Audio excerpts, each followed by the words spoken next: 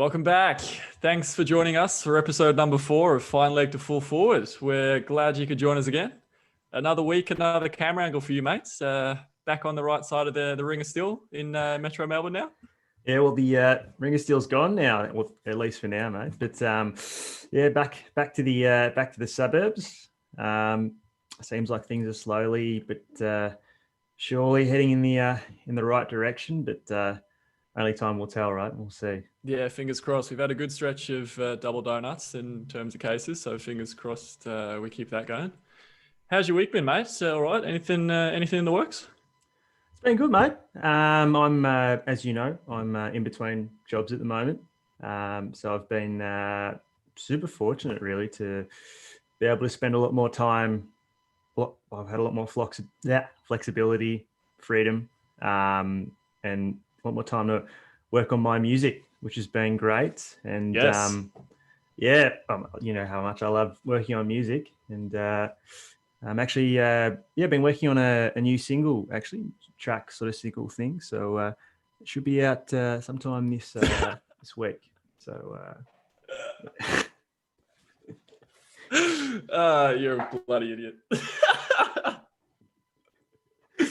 I love it. How have you been, mate? Yeah, all right, what have you man. been up to? Pretty standard week. I've just knocked my mic over. Pretty standard week. Just living that 9 to 5 life. That's Monday to Friday grind. That's we all love. Very excited about the show though, because we're finally going to be making that transition from footy to cricket. Are you keen? Absolutely, mate. Absolutely. You know how much I love cricket. That's it. We're going to wrap up a little bit of footy, and we're going to end up in the cricketing world. So without further ado, plenty more moves taking place in the off-season, right? Headlined by, and look, I still haven't recovered from this. The D's receive pick 43 and a future 4th rounder, and the Lions get pick 53 and a future 3rd rounder. Just rocked the very foundation of the entire competition, mate.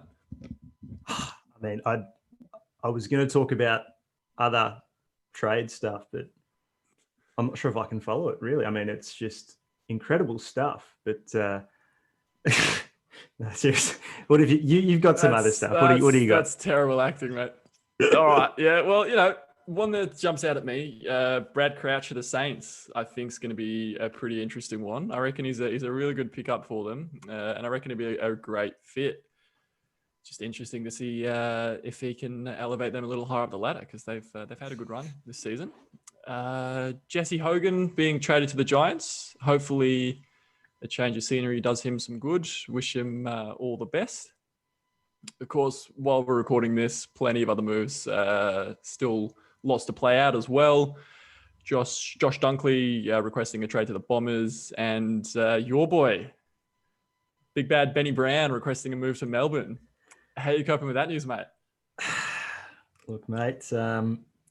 This whole I won't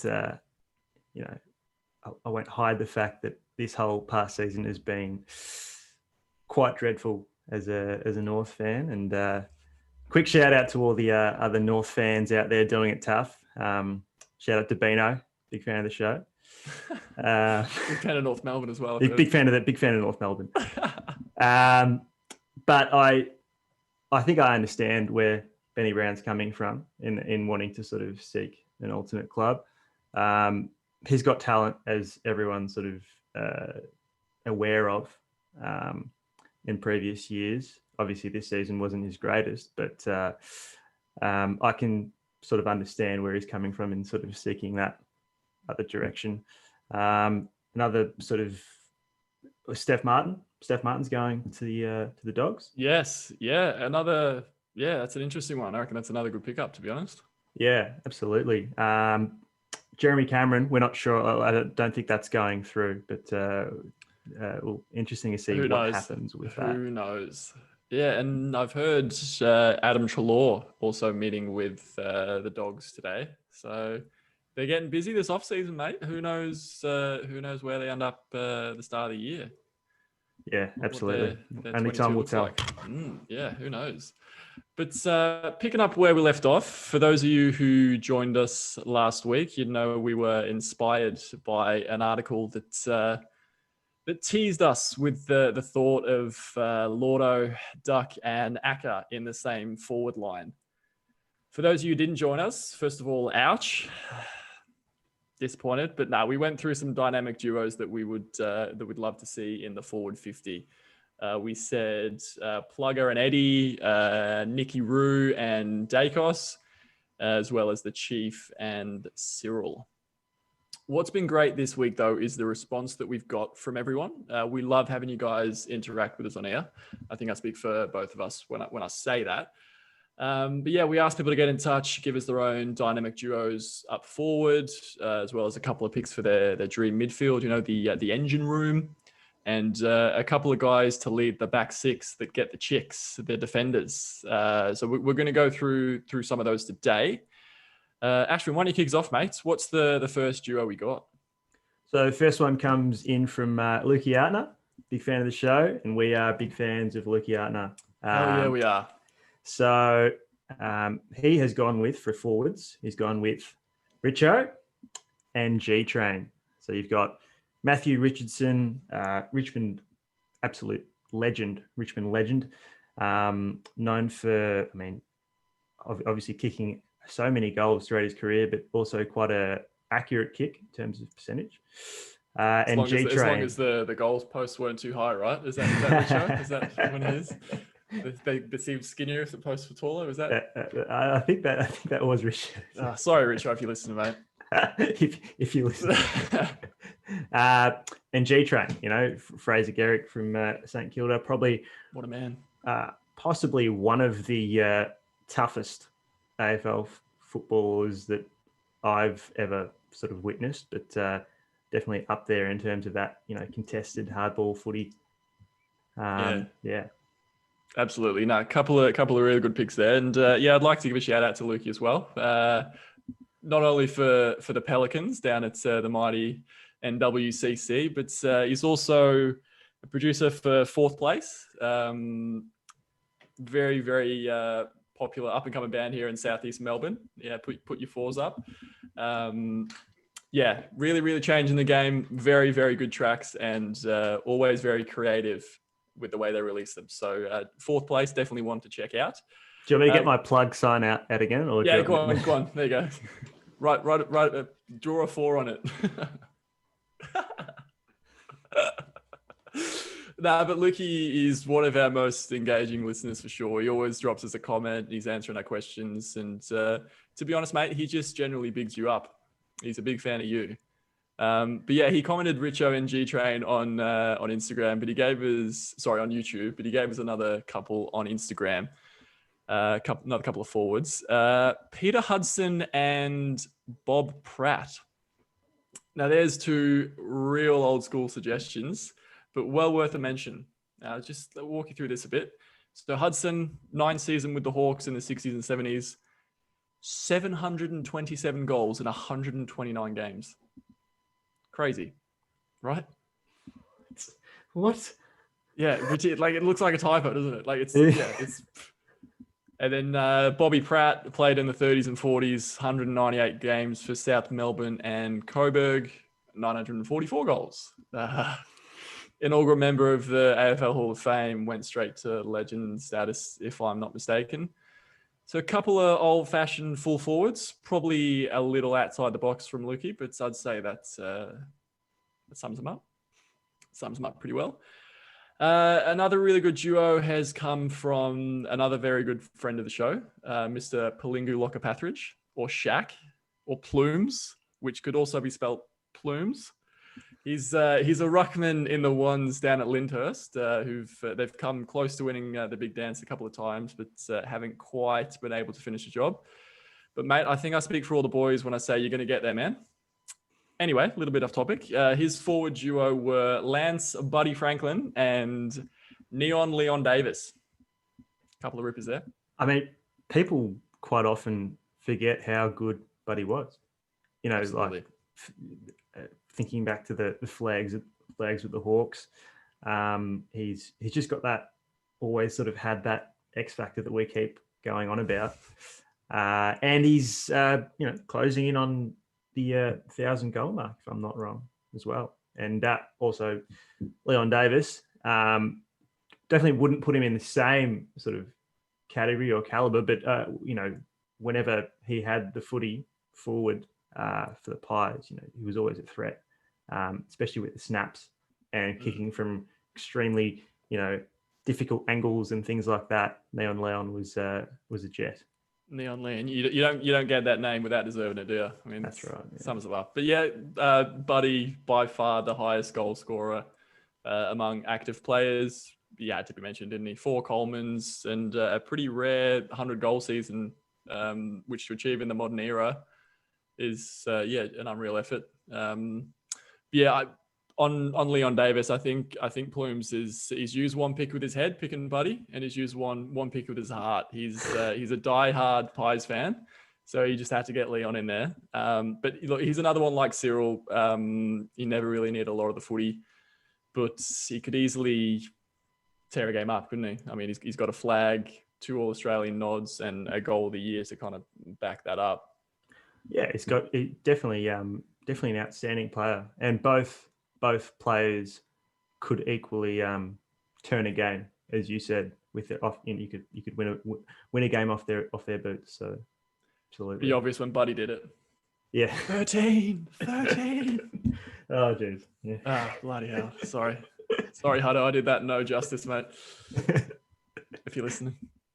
Another duo from my man Starsy, another very good friend of the show and friend of mine, probably only second to you, mate, in the nicest guy stakes. And to be honest, you can't really get much higher praise than that from me. That really says it all about him. His forwards were Jonathan Brown and Jeff Farmer. And the way he described them was destructive force combined with pure wizardry. He summed that up beautifully. I think he has, absolutely. I mean, the force of Jonathan Brown, one of the most, I think of the epitome of courage in footy, one of the most courageous players to ever play the game. And then, you don't earn the nickname the Wizard for nothing. Just Jeff Farmer was absolutely magical in some of the things that he achieved. Yeah, he was. Absolutely. Another excitement machine. I believe he was the first Indigenous player to kick 400 goals. So, good on him. That's something that's never going to be taken away from him. And Brownie up there with him. Wow, as you said, one of the most courageous, if not the most courageous player that's ever played the game. His commitment to taking marks was at times detrimental to his health, wasn't it? I mean, he's come off second best taking those big grabs, but more often than not, he was hanging on to him.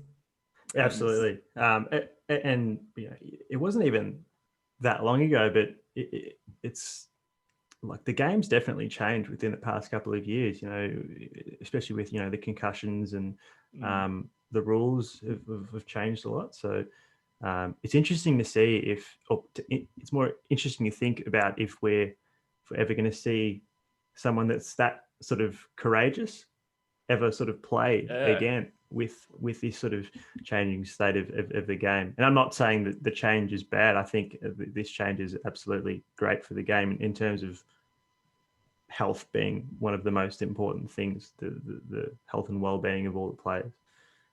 But it is interesting to think about, though. Yeah, I wonder how many concussions he's got to his name throughout his career, to be honest. That'd be an interesting stat to try and look up. But, I mean, it's marking aside, he was such an elite set shot as well. He'd go back and kick it, and you'd know before it was through. He'd stick the arm up and be like, yep, the signature arm in the air celebration, that's gone through. Another member of that Lions dynasty, the turn of the century three-peat. So, yeah, another really good shout there. This one sent in by Sean Bourne Hardiman. Not only another good friend of the show, but a sports journalist for the Warrnambool Standard. Big up the Bull. He had some ripper submissions. Not only that, mate, I hate to break it to you, he saw right through your North Melbourne bias in last week's On the Siren when you picked Boomer Harvey. He went with Michael Walters as I did. So, I must be doing something right. Yes, I think my bias does sort of come through every now and then.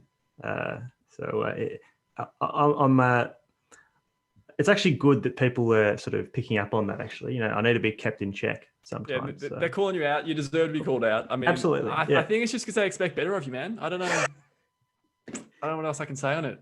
Well, hopefully, I'm just continuing to improve, especially with my commentary. Yeah. Time will tell, mate. Yeah, Sean's forwards were Plugger and Nick Revolt. So he's picked apart a couple of our duos from last week, and he's made them his own. But yeah, an excellent shout nonetheless. Having Rui lead from centre half forward, then swinging around to hit Plugger, lace out. That's how he put it. I think that would be phenomenal. Couldn't agree more with you there, mate. Absolutely, mate. Yeah, as we sort of mentioned, as I mentioned last week, Nicky Roo was one of the best in terms of hitting up targets inside 50 as well. So him to Plugger, what a combination. Yeah, good shout there, Shawnee. And just wrapping up forwards, shout out to Trent, who I've known since he was a wee lad, sending in Tom Lynch and Jack Revolt for his forwards. I bet you can't guess who he barracks for. But fair play, two-time reigning premiers, so it's obviously working for your mob, mate. Thanks for sending that in. We also got Matthew Pavlich and Josh Kennedy from someone who probably lives in WA. I didn't write down who sent that one in. I'm sorry. We also got Barry Hall and Tony Modra, which would be an interesting one. Very exciting one. Very powerful one. Yeah. It would be... Yeah, just the energy and the power. I mean, big bad. And big bad Barry Hall. Barry Hall. My goodness. Yeah, that'd be an interesting one. I'd have to see how that played out. I don't know. That could go either way. It definitely could. It would be a on the day sort of thing, depending on the game. It could definitely go either way. But if it did click, it would absolutely be incredible. Easy. Moving on, we've covered forwards. Moving on to midfielders. And coming from Lukey Artner again, Lukey Artner has said lethal Lee Matthews and none other than a player we've talked about quite a bit on the show, Dusty Martin. Another pick with his heart there. Lukey being a Tigers fan. But I mean, well deserved though. I mean, Absolutely. We've talked about Dusty in the past, and I won't go too far into it again. But the X factor, the ability to just turn it on in clutch moments. He's definitely deserved that pick from Lukey, and then also let's not forget Lethal Lee. The Hawks premiership hero, 8 best and fairest. And the team of the century, and the list goes on. Lethal Lee, absolute legend of the game. Yeah, absolutely. I mean, as you said, we've spoken about Dusty before, but yeah, Lethal, what a legend. Yeah, you can't really say it any other way than that. I mean, you don't get an MVP trophy named after you for nothing. We could go on about him. He's probably worthy of his own episode, to be honest. He's definitely got one of the most prestigious resumes in footy, but I think my favourite highlight of him has got to be when he ran into the goalpost and it snapped. It just broke it in half. Yeah. Crazy, man. Insane. One of a kind. Yeah, absolutely. And I mean that legend status, if you think about AFL legends just all time, he's got to be... let's not get into it. Like you said, mate, he can have his own, literally. We'll put it this way. He's got to be in the top handful. Yeah. You're not going to piss anybody off by saying that. By saying that, exactly. Didn't he say that the only player he didn't mind being compared to was Dusty? I'm pretty sure he said that after they won the flag this year. So did he? Putting them together, Well, there you go. Maybe that's where Lukey's got this from. Maybe he's sort Yeah, of that's probably. how it's. Maybe Yeah. we give him too much credit. He's just Yeah. taking it from there. Moving on to Palingu's midfield picks. He's gone for Kuda and Vossi. So Anthony Koutoufides, Carlton legend, flag in 1995, MVP in 2000, absolute legend of the game. Just all these players are just legends in their own way. Vossi, obviously part of the Lions three-peat. Brownlow 96, and he was actually the first Brisbane player to do so as well. So yeah, right. Well, yeah, Vossi to be not only a part of, but the spearhead of the Lions' success. He was captain, wasn't he? Correct me if I'm wrong. Yep. Yeah, such a vital part. But not only did he lead them to the flags, he also won the Lee Matthews, the MVP trophy, in 2 of their 3 premiership seasons during that period. So probably another one that's worthy of his own episode, to be honest. But yeah, Kuda as well, the original Greek freak. I don't think that's unreasonable to say. Sorry, Giannis, if you're listening. Big fan of the show. Yeah. Big fan of the show. Yeah. Well, yeah, but he was one of the most exciting, powerful, and athletic players that there's ever been. His marking ability and his ability to pick the ball up off the ground, at full speed, and keep an attack moving quickly, unbelievable. He's a very deserving dual All-Australian for sure. 2 absolute belters there. Moving on, Starcy's mids were Ben Cousins and Sam Mitchell. No, I'm a fan of that. That's a duo and a half. Not too much that pair wouldn't be able to achieve on field.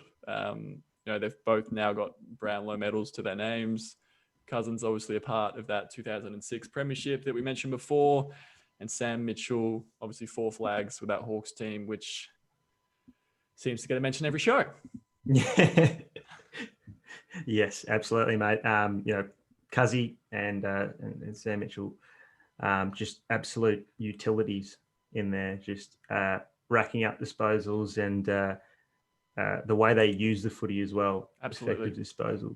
Absolutely. Really sort of separated them from the pack. They could play anywhere as well. So versatile, right? Both of them. Yeah. Absolutely. Yeah, thanks, Stars. That was a really good one as well, mate. Now, Sean was the only one who gave us a ruckman as part of his midfield, which is an interesting shout. He's gone the late, great Jimmy Steins alongside Marcus Bontempelli. Guess who he goes for? Now, obviously, a Doggies fan, so the Bond had to get mentioned, but he's worthwhile bringing up. I mean, another versatile player. You could argue he's got the height over Cousins and Mitchell, so you could say he's more versatile. Like, it's not an unreasonable thing to say. He's part of that 2016 fairy tale flag, and to think he's only 24. He's got his whole prime ahead of him. He's like only a few weeks older than you. He's younger than me. I don't like thinking about shit like that. And that versatility, his teammate in this instance would obviously be Jimmy Steins. What a bloody legend of the game. Hall of Famer, first overseas-born player to win the Brownlow. And he won the MVP trophy that same year. Would you say he's almost the blueprint for the modern day kind of mobile ruckman? Yeah, somewhat actually. It's an interesting point. I think he definitely would be. The way ruckman have sort of evolved throughout this, and I think you sort of see that in other sports as well. You see it in basketball as well. When you've got taller, the big men that are quite often associated with playing a certain role. Quite often they have the skill set to be able to do other things as well, and that brings that added versatility. And Jim Steins definitely had that. So, and obviously the Bont, like you said, definitely deserves to have his name there as well. You know, even though it's coming from Doggies fan, he's definitely a incredibly versatile player. I think what we're learning slowly is I'm the most unbiased footy fan there is. Another couple of honourable mentions, Sean Burgoyne and Nathan Buckley. That'd be right together, as well as Luke Hodge and Scotty Pendlebury. A couple of outstanding modern day duos there. I assume they're from the same people that I forgot to write down, so I'll work on that. But yeah, we obviously did our forwards last week. We went through a couple, but do you reckon you could top those midfielders? Mate, this is just like that. What it was, I think I was saying it last week. If you ask me on a different day, I'll say a different thing. But I couldn't go with 2. I've gone with 3. I've got a trio for you. I have a feeling I know why you've made it 3. You've used your head, but then you've gone, I can't possibly leave this bloke out. I've got to work him in. So you've made it 3. I can guarantee that's what's happened here. Go on. So, all right, start with. You'll be happy about this, Gary Ablett Jr. I don't think I need to say much else about. We spoke about him. When was it? Episode 2, wasn't it? Yeah. Yeah. Obviously, we all know what he's done. We all know. Simon Black would be number 2, and I think we were talking about Vossi being, the captain of the three-peat Brisbane side, being one of the best players. But in my opinion, I think Simon Black probably stood out as one of the best player in that team, in that incredible team, just because of his explosiveness and just all-round game as well. So I've got Gary Ablett Jr., Simon Black. Can you imagine those pair together in their prime? Incredible, unstoppable, right? Yeah, unstoppable. And let's not forget the third. third, Please. Daniel Wells. Knew it. Knew it. To be honest, the biggest surprise is you haven't mentioned Wellesley like earlier in the show. Up until this point, yeah, you've done real well, to be honest, to keep it under control. Pick with your head, not your heart, right? Well, you've done both, as I said. Yeah. You've gone 1, 2, and then you've gone 3 right here. Fair play, man. Yeah, couple of 3 really good picks. Well done. Well done. What are your picks, mate? What do you got? I'm going to keep this really, really simple, really quick. My picks would be Nat Fyfe, Chris Judd. 4 words, 4 Brownlows. I mean, I don't think I need to justify it any more than that, man. I think that pretty much sums it up. Cool. Moving on to defenders. Now we're going to do defenders a little differently because, let's be honest, there's not that much glory in being a defender, and we've still got a bit to get through. So, mate, choose your favorite out of these pairs that we were sent. So Lukey sent in Jimmy Clement and Brian Lake. Palingu sent in Alex Rance and Matty Scarlett. Stacey sent in Andrew McLeod and Glenn Archer. Sean also mentioned Matty Scarlett, but he's paired him up with Harris Andrews, which would be an interesting one. And we also got Silvani and Fletcher. Who'd you go for? Oof, mate. I'll be unbiased for once and say I do love Glenn Archer, but I think I would, using those players, I think I'd go with Dustin Fletcher and Matty Scarlett. I think those two. You've made your own duo. Yeah, nice. I think so. Nice. I think you've picked apart another duo and you've made your own. No, I'm a fan of that. I wasn't expecting that. Yeah, but 2 world-class players, each with their own slightly different skill sets, I think, Fletch and Scarlett, but equally effective and equally legendary players. Yeah. Well, Nice. Who would you go for defensive? Well, I've kept these duos together because I reckon our listeners have done such a good job sending them in. I mean, you just seem to be out here to disagree with everyone, but that's fine. I'd probably go Rance and Scarlett. I'll agree with Palingu, which I don't think's a big surprise. About Scarlett, not about agree with Palingu. Look, two of the best defenders in the modern era. A lot of people have them as two of the best ever. Not the two best ever, but two of the best ever.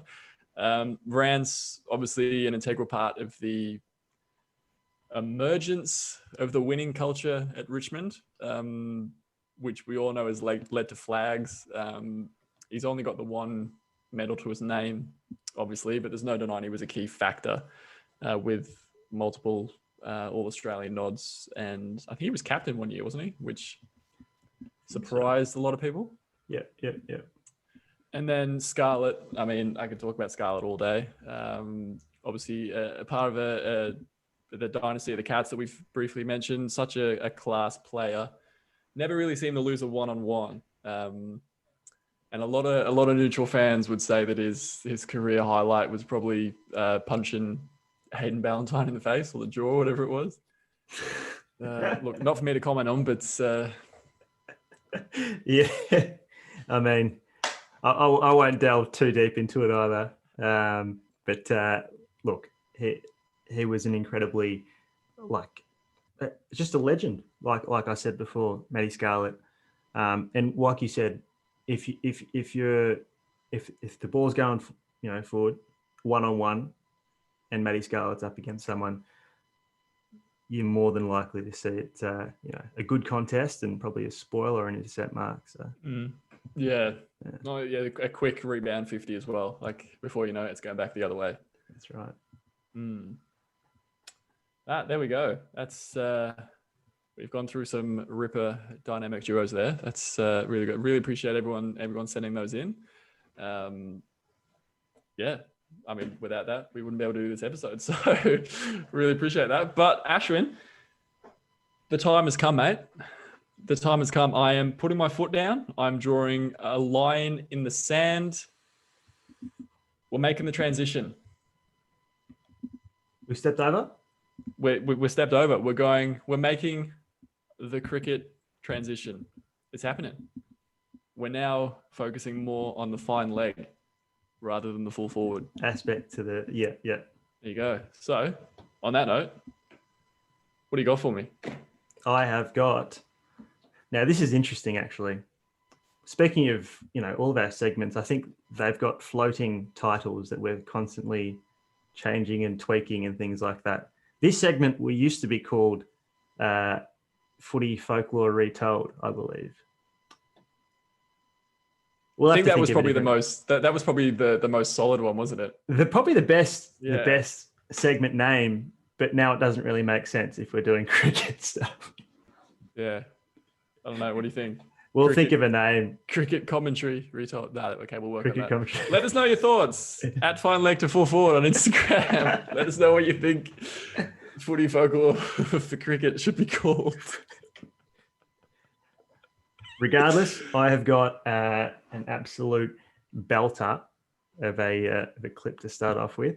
Am I going to enjoy this? Well, I think my cricket commentary will be slightly better than my footy commentary. So, well, you didn't really set the bar very high, which is, I mean, maybe that was the plan all along. That's right. Well, and the way's up. I more meant the clip you've chosen. Ah, right. Okay. Yep. I think you'll be pleasantly surprised with this clip. Okay. For those of you who are listening for the first time, I'm going to commentate over a clip that Critch hasn't seen. He has no eyes on this, but he's going to have to guess what it is through my commentary. You ready, mate? Yeah, man. I'm keen. Here we go. Now, if you had told me at the start of today's play that Australia would be this close to victory, I would have told you were dreaming. Just 3 runs to win. A boundary will do it. That's all it will take. This last wicket stand between Lee and Kasprowicz Yeah, I know what this is. Keep going, though. Keep going. absolutely an incredible lifesaver for the Aussies. 3 more runs to win. That is all. Here we go. In comes Harmison. 2 slips and a gully. Short pitch delivery. Kasprowicz fends it off. He's got some glove on it. Alex Jones dives to his left and he takes the catch. England prevail. England have prevailed. The Aussies are inconsolable. They thought they were about to pull off one of the most miraculous run chases in history, and England have prevailed. Yeah, obviously 2005 Ashes, the thriller. Was it Edgbaston? It is Edgbaston, mate. Yeah. Yes, yes. Yeah. Yeah. As soon as you said 3 runs, I was like, yeah, nah, for sure. But yeah, just a quick one, Matt. I'm pretty sure the keeper's name was Geraint Jones. Pretty sure it's a Welsh name. Jeez, you're right. I think I heard Alex Jones. Sorry, jeez. It's all right. Yeah, it's a learning curve, but the commentary was a lot better. Cricket commentary suits you. Am I improving? Let's ask the listeners. Am I improving? Yeah, let us know your thoughts. Comment down below if you watch it on YouTube or Instagram. Find like full forward. But mate, I could tell there was definite improvement because right from the first here we go, the energy was there. As I've said it before, I've said it 1,000 times. It's all energy. And I actually started speaking as soon as I said, well done. Yeah, you hit play and then went, oh, words are going to come out now instead of halfway through. And is it too soon to mention that Kasprovich's glove was off the bat? Is that too soon or? I mean, look, DRS. That's what am I meant though? And I was thinking about commentating when Flintoff went to Lee at the end of the game, sort of. Yeah, it's iconic photo, wasn't it? Iconic photo. Yeah.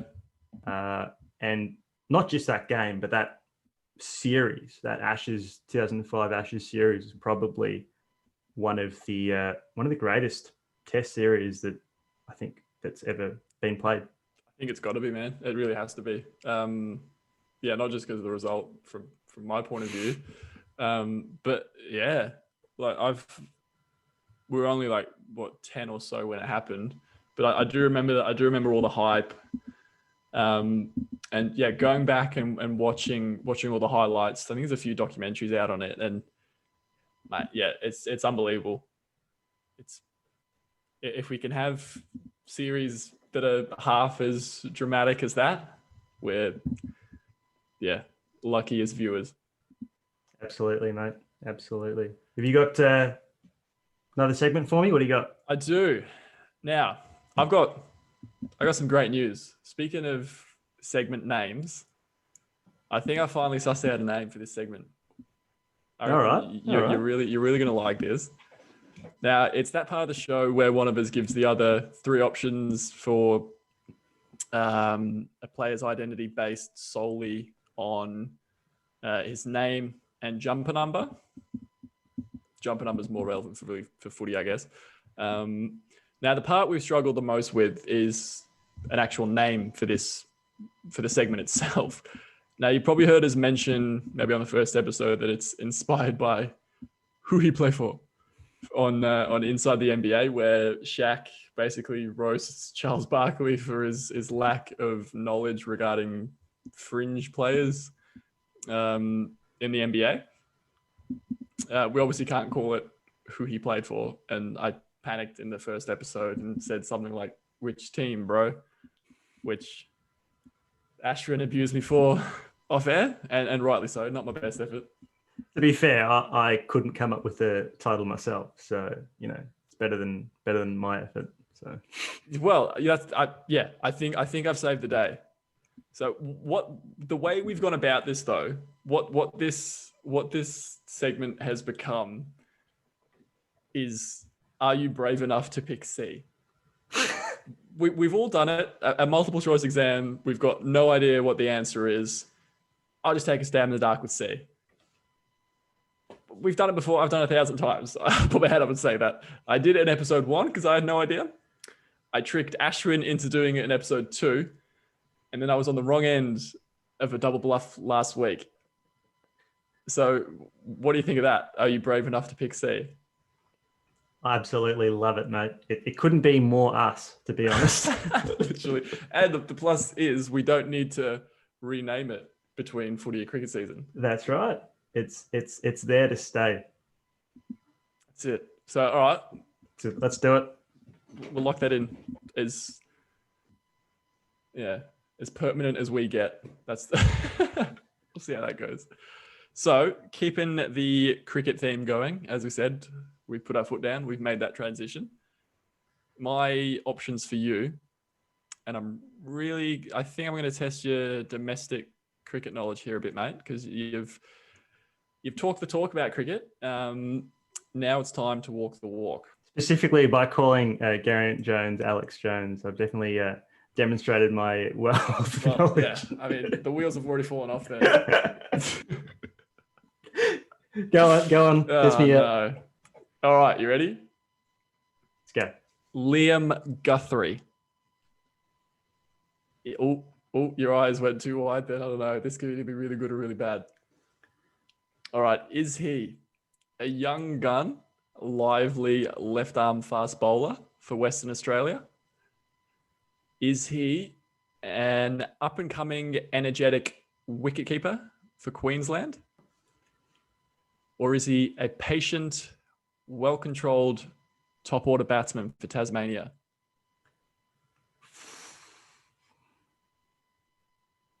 I like how you've given me those particular descriptions as well. You started with Western Australia, and you said a lively left arm paceman for Western Australia. Yeah, and it's a very accurate. I mean, Western Australia is known for having a young contingent of good quality fast bowlers. So that plays into that. Or are you just doing that on purpose, just to sort of blend into the crowd there in Western Australia? What's the segment called, mate? Can I get an age? Nah. Yeah, you could. Don't have it for you though. Okay. I think it's about 23. I think I remember. Okay. Don't quote me on that. I think it's about that.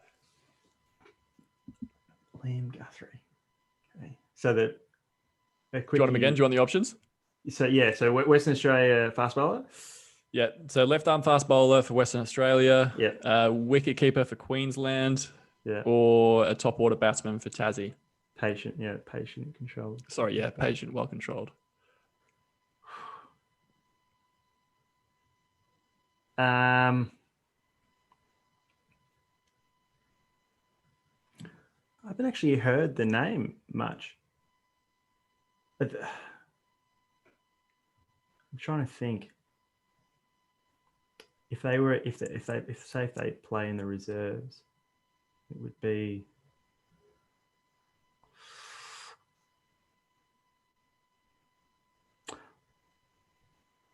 I might go with. I'm going to go with the keeper, Queensland keeper, and I think he might be like I'm just going to assume he's a backup keeper for Jimmy Pearson or something like that. I'll go. Liam Guthrie is a wicket keeper for Queensland, and I'm going with B because last week I said, after you got me, I said, mate, I'm going to go C next week. That's what I'm going to put as the option. Yes, which is why I think you won't do that, which is why I've gone with B. And as a result, it's A. What? You were on the right tracks. I thought, you've got me well and truly here. You're like, WA, they're known for, a young group of quick bowlers. I'm like, shit, he's not even going to consider the other two. I've got him. You've got me. But he's oh, jeez, a young gun, lively left arm fast bowler for Western Australia. I just thought, straight off the bat, WA, you've got, Richardson, Behrendorff, you got all these young, quick bowlers. I just thought you'd put a fake name in there to blend in with the crowd. Yeah. You got me, mate. that's a good way of thinking about it as well, because I didn't put that much thought into it. You didn't actually put You're that giving much me thought. far too much credit there. But that's why I thought you got it straight away, because I'm like, shit. But now there you go. I was like, I'm going C. Yep. You played that exactly how I thought you would. Yeah. Yeah. Yeah. I know you too well. Like a just couldn't Played you like a fiddle, mate. play like a Played fiddle. you like a fiddle. Had the ball on a string, just got that edge straight through. Wouldn't be the first time. Sorry, that's not true. I thought you said it. I thought of saying it. I decided not to say it, and then I decided to say it again. If you watch it back, you can see where I've watch it back, and you'll see where I made that decision. Like a split second, just pause Yeah. the screen and you'll be like, Oh no! all right, let's get this back on track. Thanks, mate. I have got all around the socials this week. Another name that has stood the test of time. Yeah, I mean, 4 episodes in. Four episodes in, so it's pretty much permanent, right? I mean, that's so far anyway. Permanent as permanent as it gets with us. As permanent as it gets with us. I'll start by saying this, acknowledging that the NBA, the actual NBA Facebook page, have given us a shout out. Can you believe it, man? You're kidding. No, all right. So here's a post from the NBA, taken some time last week, and they've said, the first overall pick in 2003, LeBron James more than lived up to the hype en route to winning Rookie of the Year. They have that is pretty much a cut and paste, a copy and paste from episode 2 when we were talking about hype. Bloody hell! Right? They listen to the show. I mean, it's an honor first off for the NBA. Thanks for tuning in. It's an honor for the NBA to listen to us. Is that? I mean that too, but it's an honor to be listened to by the NBA. So shout out to the NBA. Yeah, but not the last time we'll say it. Not the last time we'll say it, but yeah, big fans of the show. Big fans. Clearly, I mean the evidence is there, right? It's there. All we're missing is that little hashtag fine leg to full forward. That's it. I'm sure it'll come next time they sort of mention us. They'll put it in there. Maybe I'll inquire as to their sources for such wording. Moving on to the next one. As we all sort of knew, quite aware, the US election sort of took place last week.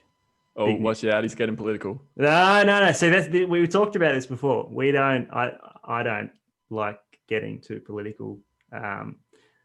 We try to stay away from it. But this, I think, is not very political in nature. So there's a tweet here from Mark Austin.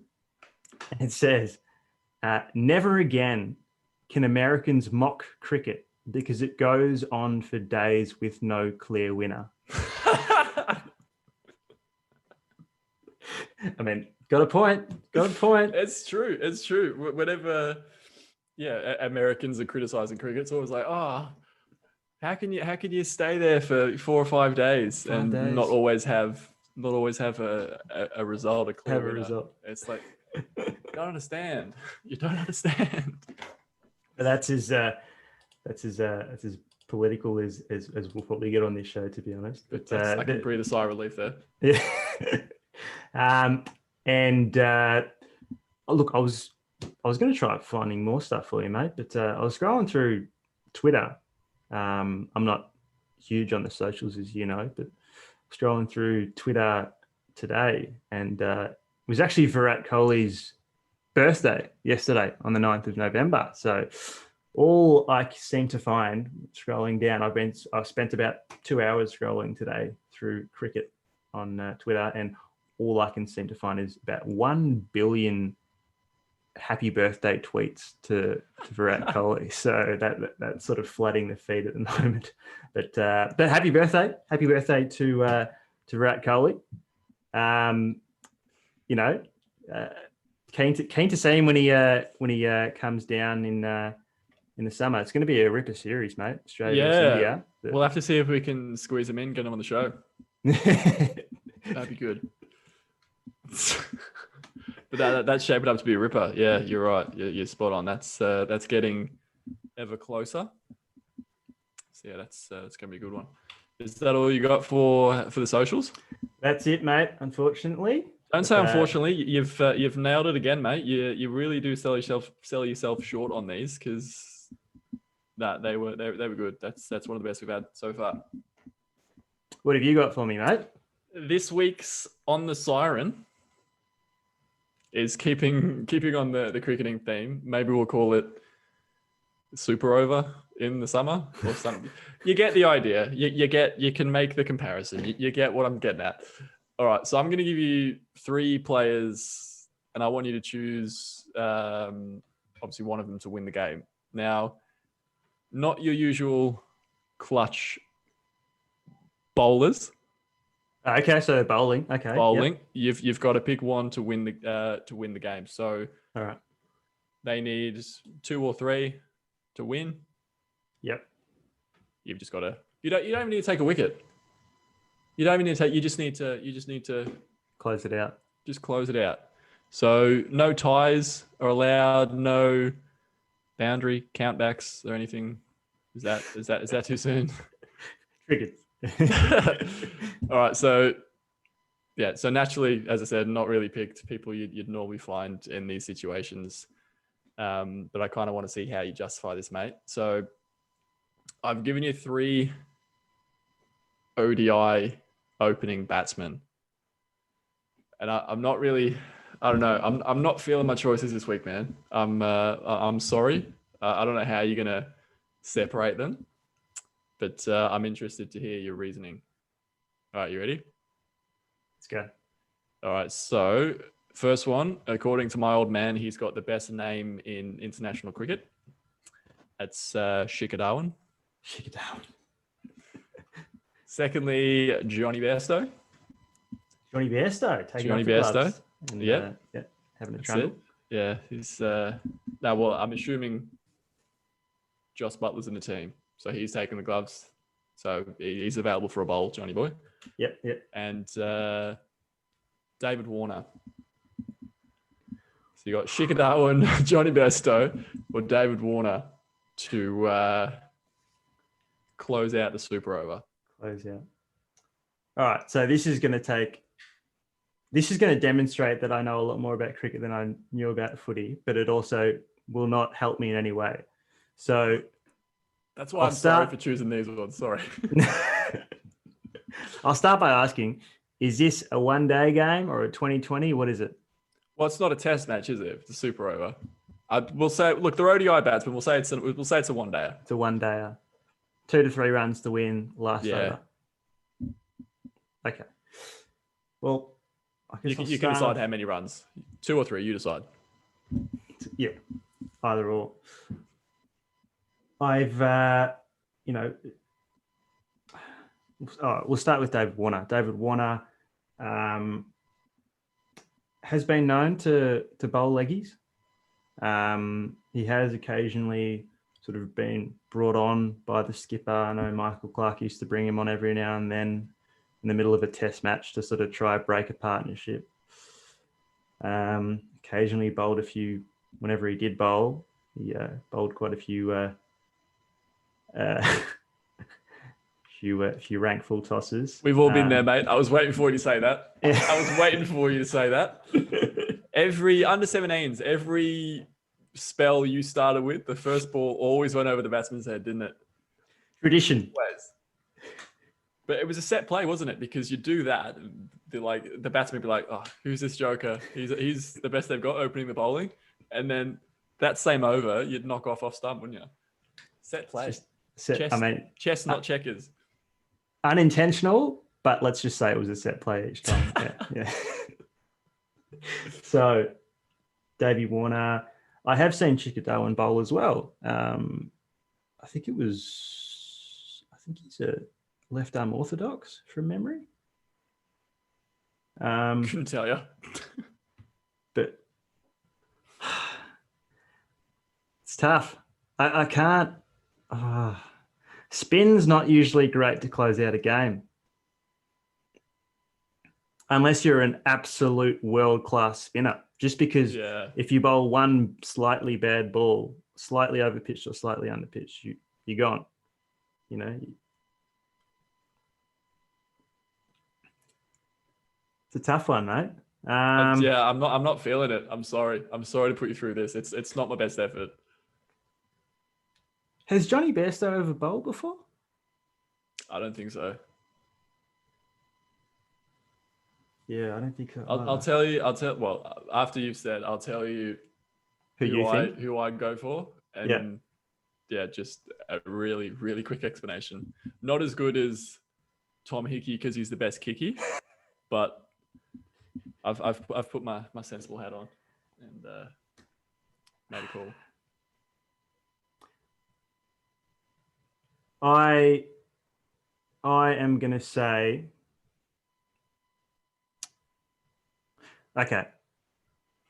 I'm assuming Johnny Bairstow, if he did bowl, he would bowl mediums or something, just sort of line and length or something. But assuming you've got 2 or 3 runs, they need to get 2 or 3 runs. If you're bowling mediums and you've got the field out, it's quite easy to milk some singles and get the runs. So even if you had the field in, I just don't think it would be right. So I'm going to go back. I'm going to go back on what I said before about the spinners. And I'm going to go with Shikhar Dhawan. I'd bowl with Shikhar Dhawan and I'd have a couple real close in, you know, a silly mid on, a backstop. Oh, you're setting the field as well. Yes, silly mid off, Hell, backstop. nice. A few fielders real close in, and more than likely we'd get pummeled, but I think that would be the only way of potentially winning that game. So I think Shikhar Dhawan with the left arm orthodox, I believe. Fair enough. What do you reckon? Well, thanks for eventually giving an answer.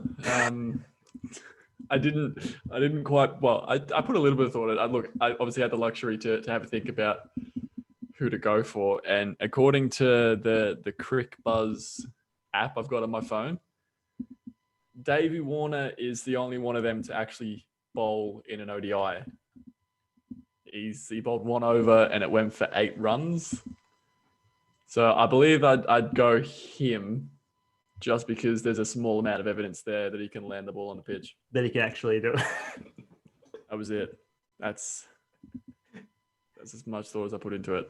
That's more evidence than I've given in any of my answers. So. Yeah, but you're more convincing. Like I could see the cogs turning. Yeah. Yeah, you know, you did give a breakdown, and as we said before, when you can't compare skill sets, because we've never seen these people in this situation, we never will. But when, like, what else do you compare when you don't have skill sets? So, nah, you did well, and who knows? Hopefully, we see them both in the situation, so we can put that to rest. Yes, in the upcoming ODIs. Sure. True. Yeah, very true. Very true. Who knows? Anything is possible. Look, with all that 2020's given us. Alrighty, I think we're going to have to wrap it up this week. As we said, we have made that transition into the cricketing world. So with all the domestic cricket going on, we'll have a lot more to talk about, and obviously the upcoming one-dayers. So please, cricket fans, tune in next week. We'll have plenty to talk about, won't we, mate? Absolutely, mate. Looking forward to a lot more cricket on the radar. That's and Sheffield Shield, WBBL, BBL around the corner as well. So lots to look forward to. Plenty in store. Thanks again for joining us. If you're still listening, thanks for sticking around for what's probably one of our longer episodes. Just want to say thanks again to everyone who reached out, send us your duos. We really appreciate you guys interacting with us. It does make it a lot more fun for us, and we hope it's fun for you.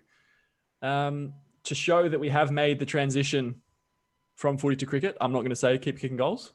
Is there any cricket related sign off you'd want to give the people, Ashwin? Keep taking wickets. Ooh, good one. Keep taking wickets. Head down. Just get to drinks, boys. Keep playing in the V. All right, you've had about 4 sign-offs there. Have a good week, guys. See you guys.